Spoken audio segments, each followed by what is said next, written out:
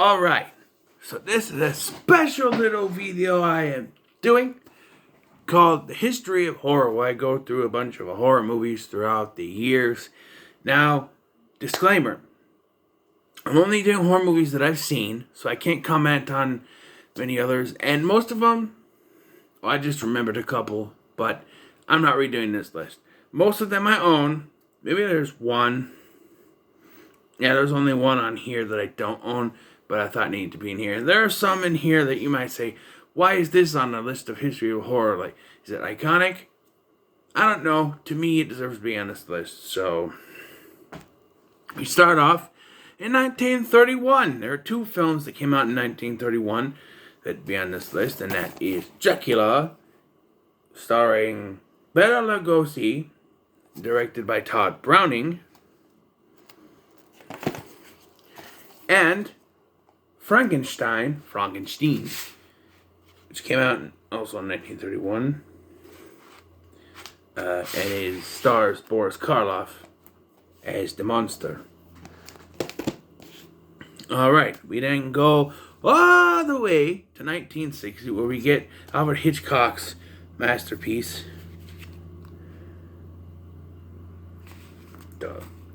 Psycho. Yes, classic. One of the first slashers, to be sure. Fantastic film. Next, we go to 1968. I thought it was 58, but 1968. George Romero's Night of the Living Dead. Yes, good black and white horror film right there. Let's see. Hold on. I'm gonna be this way. Then we jump to 1973, to William Peter Blatty's The Exorcist, directed by William Friedkin. Fantastic film there. I'm not going to really go through much. 1975, 1974, Tobe Hooper gives us his classic, The Texas Chainsaw Massacre. It's only one of these I don't own, but it deserves to be on here because it was a truly shocking film that shocked a lot of people. So, yeah. 1975 now, Steven Spielberg gives us Jaws, which I was shocked to find was PG-13 when we got the DVD and stuff, but great film. 1976, Richard Donner enters the fray with The Omen. Brian De Palma gives us his 1976 film, same year of course, Carrie. Polarizing film, to say the least. It's not one of my favorites, but I felt it deserved to be in here. 1978, surprisingly, gives us two films. One of them you already know, but the first one is Phantasm by... excuse me. By... And the other, of course, is Halloween. John Carpenter is now a part of this. So now we have... what big directors have we had so far? We've had Alfred Hitchcock, George Romero, I don't know about Friedkin, Steven Spielberg, Tobe Hooper, Richard Donner, Brian De Palma, you can count, Coscarelli, John Carpenter. Ridley Scott is now here with Alien, 1979.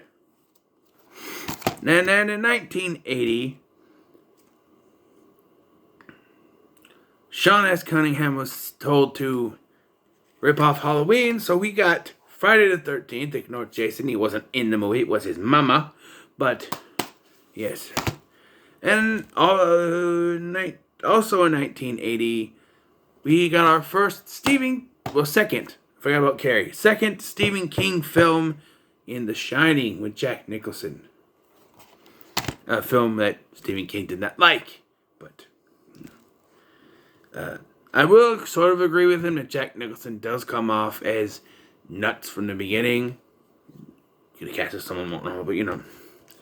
1981 gave us three films that I'm putting in this list. Alright. And we'll start off with, and this is one you're probably going to question, The Burning. I think it deserves to be on this list. Yes, it was ripping off Friday the 13th, but it's so underrated as nobody seems to want to talk about this outside of the horror community. People in the horror community say, hey, this is one of the better slashers of the 80s even. I think it's better than the first Friday the 13th, to be honest. That one's not that good, but it's iconic that it was the first one. But this is a damn good movie. And then, we also got Ball with a bone, da dang, da dang, dang, da bang, da dang, dang, full moon, boo, moon, moon, moon. Da da da da da, boo, boo, boo, boo, boo. Da da da da da, ball with a bone, da dang, da dang, dang, da dang, da dang, dang, da ding, da dong, ding, full moon, blue moon. Yes, American Werewolf in London, which I should actually watch again. But, fantastic flick. I might put that on later, actually. I don't really have anything else to watch. And finally, we have the emergence of one Sam Raimi with The Evil Dead. Not my favorite of the franchise. I prefer Army of Darkness and Evil Dead 2. But it is, iconic. And then we have 1982, two movies in 1982. I will tell you, I did count remakes if they were important. So there are a few in here. 1982 gives us Poltergeist, They're Here, as well as John Carpenter is back again with his remake of The Thing from Another World with The Thing. Fantastic film. I think it's actually better than Halloween. So sue me, shoot me, whatever you want. But fantastic film.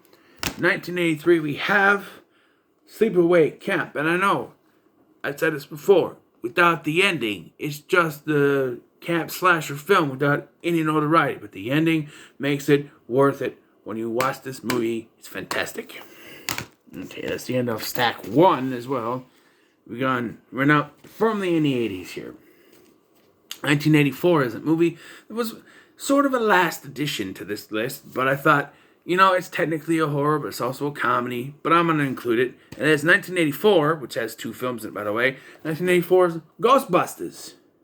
With a new movie coming out this year, I thought it was appropriate to put on the list. Also thought, this is sort of horror. Those horror-y. You're hoary. You whore. No, they're horror-y. Horror-y. I can't speak English. Excuse me. I need my medicine. Okay, horror-y. Those dogs scared the crap out of me as a kid. Although I was more scared of Vigo in the sequel. But Ghostbusters. And of course, the other 1984 film is A Nightmare on Elm Street with Freddy Krueger. Wes Craven has entered the fray now. We have a lot of big horror directors here. 1986, we have two films. One is another underrated film that I think needs to be mentioned among 80s horror films, and that's Killer Clowns from Outer Space. Killer Clowns from Outer Space. And the other one is The Fly, which I recently reviewed again. Re-reviewed. But, yep. Okay, now we go to 1987, the year of my birth, which has two films in it. One is The Lost Boys. I cry, little sister. Born is your brother. I don't know, because I was born that year. But yeah, The Lost Boys. And, of course, after this, they had such sights to show you with Hellraiser.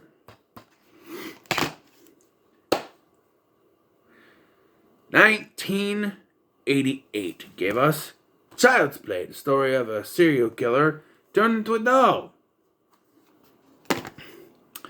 1989 we have Pet Cemetery. I don't want to be buried in a pet cemetery. Stephen King is back again. And he continues to stay on this list with 1990. We're now going to 90s. Stephen King's It. I know it's a TV miniseries, but it deserves to be in this list. Okay? Also, I think I should have put the remake on this list. But, you know what? There's two more I'm going to add to this list. Excuse me.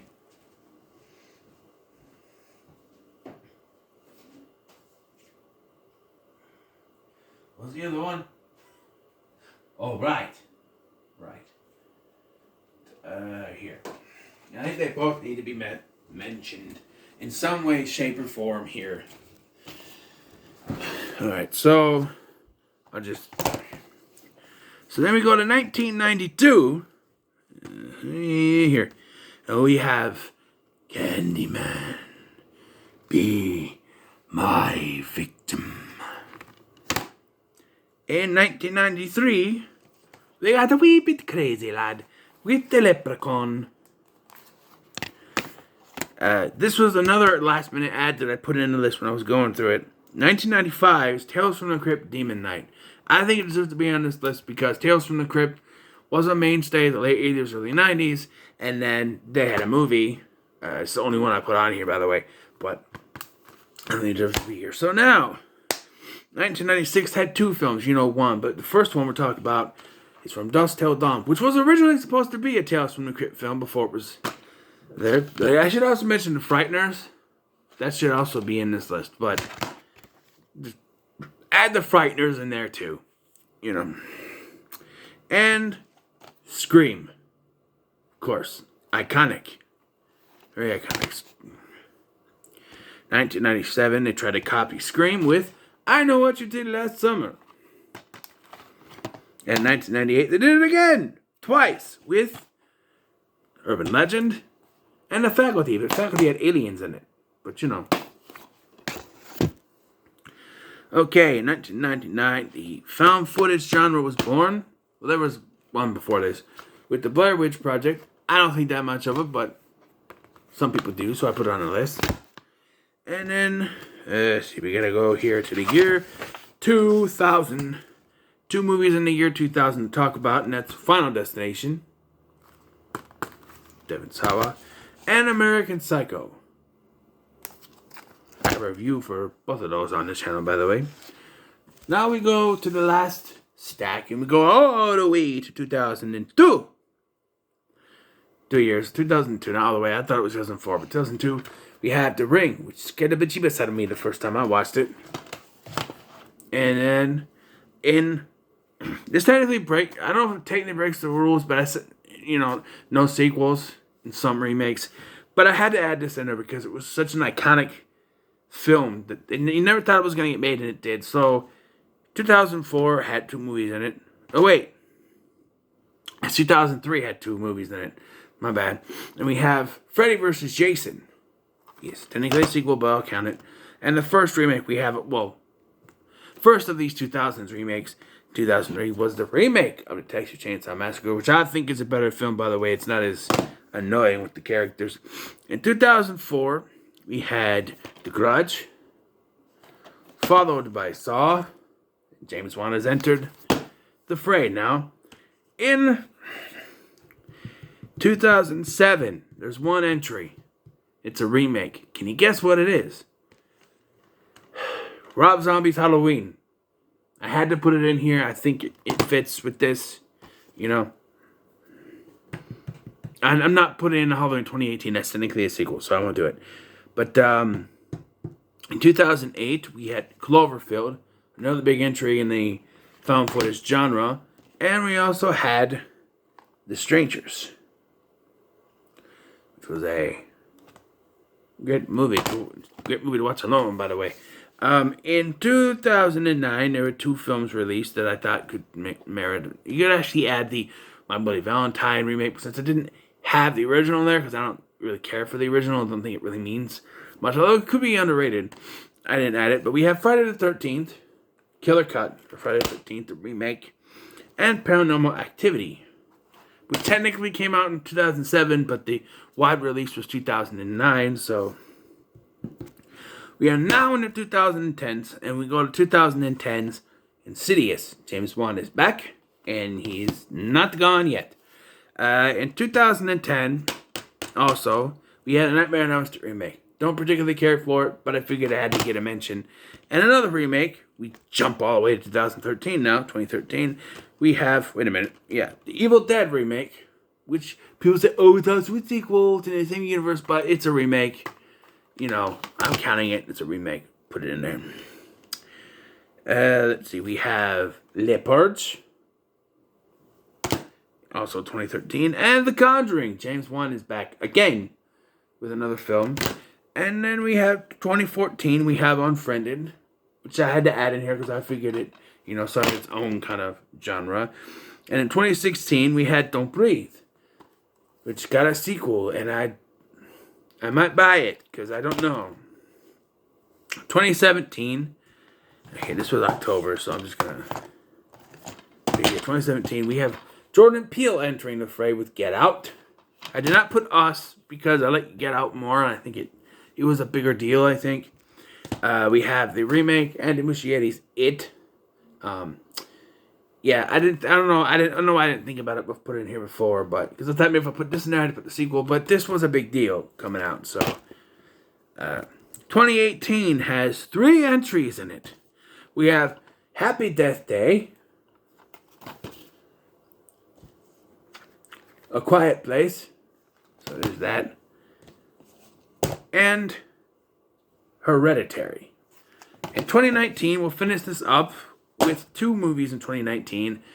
I wanted to count this in here because Chucky is kind of my favorite, and I think this merits to be added. Child's Play remake, I think, merits being added to this list. And Ready or Not. You can also add some Netflix ones in there.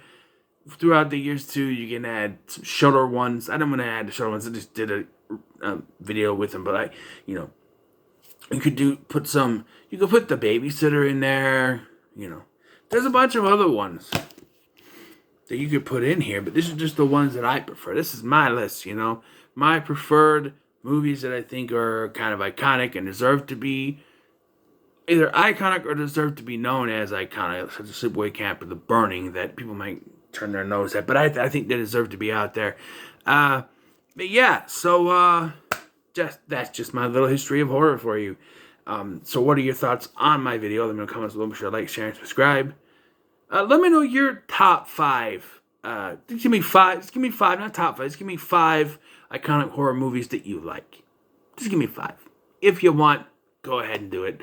Thank you for watching. I've been Scotty, and I'll see you in the next one.